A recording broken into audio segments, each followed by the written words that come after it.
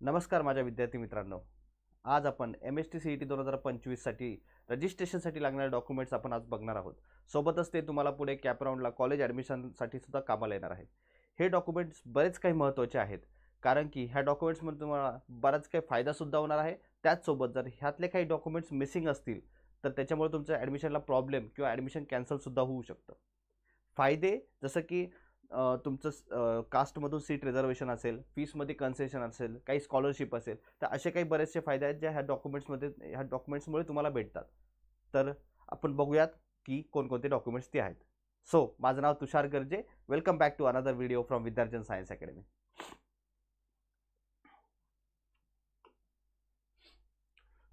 तर MST CET exam document जर MST CET मधून जर बघितलं तर तुमचं एक स्कोअर कार्ड आहे MST CET जे आपल्याला लागणार आहे ॲडमिशनच्या वेळेस. ठीक आहे, हे तर तुम्हाला ऑब्वियसली स्कोअर कार्ड हे एक्झाम झाल्यानंतर तुम्हाला रिझल्ट लागल्यावरच भेटणार आहे. ठीक आहे, ॲडमिट कार्ड सुद्धा आहे, हे फक्त सोबत ठेवा. याची गरज लागेल नाही लागेल, पण सोबत असलेलं कधीही चांगलं. ठीक आहे, हे दोन डॉक्युमेंट्स तुम्हाला सोबत कॅरी करायचे आहेत.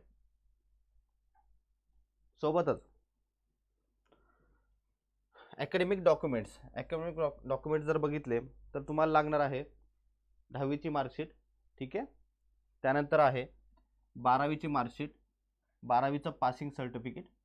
ठीक आहे, त्यानंतर तुम्हाला लागणार आहे स्कूल लिव्हिंग सर्टिफिकेट और ट्रान्सफर सर्टिफिकेट. ठीक आहे, तर हे तर तुम्हाला ऑब्वियस आहे. कॉलेज जेव्हा तुम्ही 12वी पास आउट व्हाल तर तेव्हा तुम्हाला कॉलेजमधून हे स्कूल लिव्हिंग सर्टिफिकेट किंवा TC जो असतो तो भेटेल. त्यासोबतच 12वीची मार्कशीटसुद्धा तुम्हाला त्याचंच भेटतील, पासिंग सर्टिफिकेट आणि मार्क्स सर्वे. त्यानंतर मायग्रेशन सर्टिफिकेट हे फार महत्त्वाचं आहे. कोणासाठी? तर J for the students from boards other than Maharashtra state board. ठीक आहे, ज्यांनी महाराष्ट्र बोर्ड सोडून अदर बोर्डमधून त्यांनी 12वी दिलेली आहे त्यांच्यासाठी हे मायग्रेशन सर्टिफिकेट फार महत्त्वाचं आहे. ठीक आहे, ओके. आता आयडेंटिटी प्रूफकडे आपण येऊयात. आयडेंटिटी प्रूफसाठी तुम्हाला कोणतेही एक डॉक्युमेंट इथं इम्पॉर्टंट म्हणजे कोणतेही एक डॉक्युमेंट तुम्ही कॅरी करू शकता. आधार कार्ड असेल, वोटर ID असेल किंवा पासपोर्ट असेल. आता आधार कार्ड माझ्या मते ऑलमोस्ट सगळ्यांकडेच असेल. ठीक आहे, पण त्याच्यामध्ये जर काही चेंजेस असतील तर ते आत्ताच अपडेट करून घ्या. जसं की तुमचे डेट ऑफ बर्थमध्ये काही चेंज असेल किंवा ॲड्रेसमध्ये काही चेंज असेल किंवा तुमच्या नावामध्ये काही स्पेलिंग मिस्टेक असेल तर हे जे काम आहेत, हे जे अपडेशनचं काम आहे ते आत्ताच करून घ्या, नाही तर ह्याच्यामुळे पुढे तुम्हाला प्रॉब्लेम येऊ शकतो. ओके, त्यानंतर सगळ्यात महत्त्वाचं डॉक्युमेंट म्हणजे डोमिसाईल सर्टिफिकेट. ठीक आहे, डोमिसाईल सर्टिफिकेट हे तुम्ही महाराष्ट्राचे रेसिडेन्सी आहात हे तुम्हाला प्रूव्ह करण्यासाठी मदत करतं. ठीक आहे, तर हे फार महत्त्वाचं डॉक्युमेंट आहे. हे तुम्ही काढलेलं कधीही चांगलंच. ठीक आहे, तर हे तुम्ही सोबत कॅरी करावं. ओके, तर हे महाराष्ट्र डोमिसाईल सर्टिफिकेट हे जे आहे, जसं मी तुम्हाला बोललो तुम्ही रेसिडेन्स ऑफ महाराष्ट्र आहात हे तुम्हाला करण्यासाठी म्हणजे तुम्हाला प्रूव्ह करण्यासाठी हे डॉक्युमेंट फार महत्त्वाचं आहे. ह्या डॉक्युमेंटचा फायदा म्हणजे स्टेटमधून आपल्या महाराष्ट्राचा जो कोटा आहे त्या कोट्यामधून तुम्हाला ॲडमिशन घेण्यासाठी हे डॉक्युमेंट फार महत्त्वाचं आहे. ओके, आता हे जर सर्टिफिकेट काढायचं असेल, हे जर सर्टिफिकेट तुमच्याकडे असेल हे जर काढायचं असेल तर ह्यासाठी पण काही डॉक्युमेंट्स लागतात, ते आपण पुढच्या पेजवर बघूया. Domicile certificate documents for application. ठीक आहे, तर तुम्ही डॉक्युमेंट काढले नसेल डोमिसाईल त्यासाठी तुम्ही आत्ता अप्लाय करू शकता. ओके, तर त्यासाठी आहे की तो एक सगळ्यात पहिले तुम्हाला ॲप्लिकेशन फॉर्म भरावा लागेल. ॲप्लिकेशन फॉर्म हा तुम्हाला ऑनलाईनसुद्धा भेटेल, ऑफलाईनसुद्धा भेटेल. ऑनलाईन जर बघितलं तुम्ही तर आपली महाराष्ट्र गव्हर्नमेंटची साईट आहे, आपले सरकार पोर्टल आहे, तिथे तुम्हाला भेटून जाईल. तिथे तुम्ही अप्लाय करू शकता. अदरवाईज ऑफलाईनमध्ये जे रिस्पेक्टिव्ह इश्युइंग ऑफिस आहे तिथे तुम्ही जाऊन अप्लाय करू शकता. ठीक आहे, त्यानंतर नेक्स्ट डॉक्युमेंट आहे proof of residence. Proof of रेसिडेन्समध्ये तुमचं रॅशन कार्ड असेल, आधार कार्ड असेल, इलेक्ट्रिसिटी और वॉटर बिल असेल, पासपोर्ट किंवा property tax receipt, house rent agreement, voter ID और बँक पासबुक ह्यातले काही कोणताही एक डॉक्युमेंट चालेल as a proof of residence म्हणून. ठीक आहे, त्यानंतर proof of continuous stay in Maharashtra. यासाठी तुम्हाला तुम्ही 15 वर्ष झालं तुम्ही महाराष्ट्रात आता हे प्रूव्ह करण्यासाठी एक तर तुम्हाला स्कूल और कॉलेजचं लिव्हिंग सर्टिफिकेट किंवा बोनाफाईड सर्टिफिकेट, एम्प्लॉय सर्टिफिकेट किंवा लँड ओनरशिप डॉक्युमेंट्स हे तुम्हाला लागणार आहे.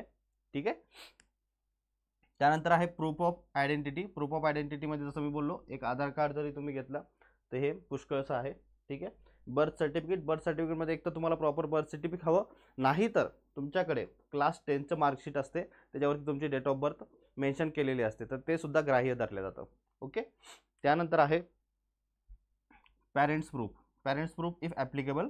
जर तो मायनर असेल, ठीक आहे, if you are minor for added verification provide parents domicile certificate. तुमच्या वडिलांचं डोमिसाईल सर्टिफिकेट असेल ते सुद्धा तुम्ही ॲज अ ॲडेड डॉक्युमेंट म्हणून प्रोव्हाइड करू शकता.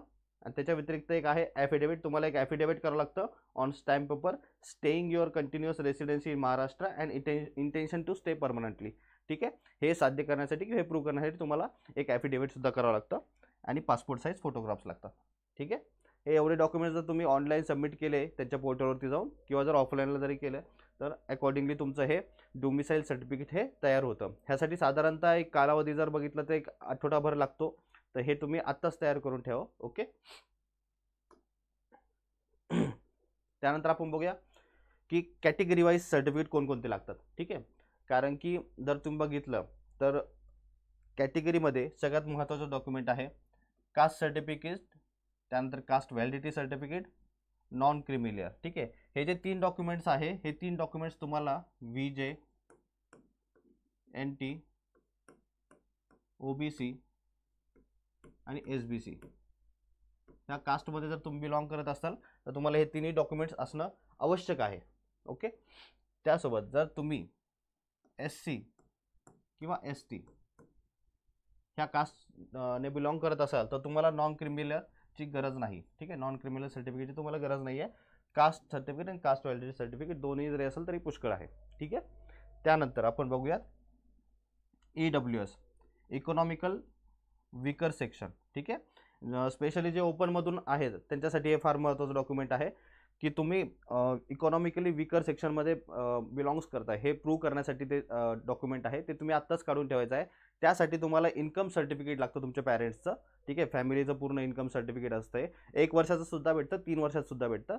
पण माझं जर तुम्ही विचारता तर माझं सजेशन असेल की तुम्ही 3 वर्षाचं काढून ठेवावं, दॅट विल बी बेटर. तर हे माझ्या मते ह्याची लिमिट आहे की इयरली 8 लाखच्या वरती तुमचं इन्कम नसायला हवं पूर्ण फॅमिलीचं. ठीक आहे, तेव्हाच हे सर्टिफिकेट तुमचं ॲप्रूव्ह होतं आणि तुम्हाला भेटतं. ठीक आहे, त्यानंतर जर तुम्ही फिजिकली हँडिकॅप असाल तर तुम्हाला एक डिसेबिलिटी सर्टिफिकेट सुद्धा लागतं. जर तुम्ही त्या कोट्यामधून जर ॲडमिशन घेणार असाल तर तुम्हाला ते सुद्धा सर्टिफिकेट हवं आहे. ओके, त्यानंतर अदर इम्पॉर्टंट डॉक्युमेंट्स. ठीक आहे, ते सोडून अजून कोणकोणते डॉक्युमेंट्स आहेत जे तुम्हाला लागणार आहे. एक आहे नॅशनॅलिटी सर्टिफिकेट. ठीक आहे, nationality certificate confirms your nationality, म्हणजे तुम्ही इंडियन आहात हे प्रूव्ह करण्यासाठी जे सर्टिफिकेट असतं ते नॅशनॅलिटी सर्टिफिकेट असतं. बऱ्याच वेळेस डोमेसाईल सर्टिफिकेट स्लॅश तुमचं हे नॅशनॅलिटी सर्टिफिकेट असं लिहिलेलं असतं, ते सुद्धा डॉक्युमेंट्स तुमचं चालतं. ठीक आहे, त्यानंतर आहे गॅप सर्टिफिकेट. जर तुम्ही 12वी नंतर गॅप घेतला असेल किंवा रिपीट केला असेल तर तुम्हाला गॅप सर्टिफिकेट हे कंपल्सरी आहे. कसं कंपल्सरी आहे तर you will need and affidavit sign by and notary explaining the reason for the gap. अशा प्रकारे तुम्हाला गॅप सर्टिफिकेट तयार करायचं आहे. ठीक आहे, त्यानंतर आहे इन्कम सर्टिफिकेट. इन्कम सर्टिफिकेट जसं मी तुम्हाला बोललो हे तुमच्या पॅरेंट्सचं म्हणजे तुमच्या पूर्ण फॅमिलीचं इन्कम किती आहे हे प्रूव्ह करण्यासाठी लागतं. ते हे सुद्धा तुम्ही काढून ठेवा. 3 वर्षाचं काढावं. Okay, 3 years. त्यानंतर आहे पासपोर्ट साईज फोटोग्राफ. ॲटलिस्ट तुम्ही 5 ते 6 फोटोग्राफ कॅरी करावे ॲडमिशनच्या वेळेस. ठीक आहे, त्यानंतर प्रोव्हिजनल अलॉटमेंट लेटर, जे तुम्ही कॅप राऊंडच्या वेळेस तुम्हाला जे प्रोव्हिजनल अलॉटमेंट लेटर भेटतं ते सुद्धा तुम्ही कॅरी करणं ओके हे आवश्यक आहे.